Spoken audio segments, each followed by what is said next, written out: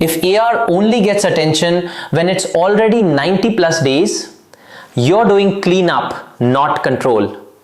Let's fix the accounts receivable process with the review first rhythm.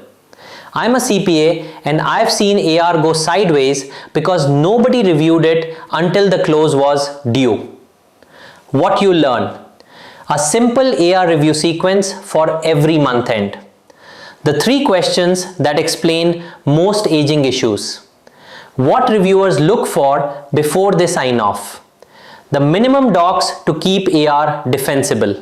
Step 1. Tie out first. AR aging total equal to GL AR. Step 2. Behavior review. What changed versus last month.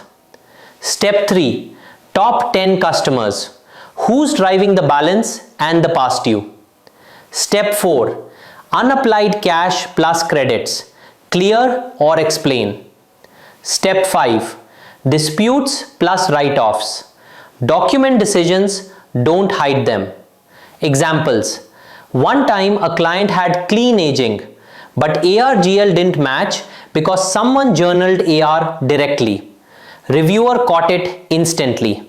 Another big AR spike was real sales, but deposits didn't follow because invoices went to the wrong AP email. Simple fix, huge impact. Red flags: AR GL mismatch, negative customer balances, big credit memo month, AR older than the business model. What reviewers check: AR aging ties to GL. Large past due is explained by dispute terms. Cash receipts after month end support collectability. Credits are valid plus approved. No direct to AR journal entries without support. Supporting docs: aging with notes, statements, dispute log, approvals, subsequent receipts, credit memos. Checklist recap: AR aging ties to GL.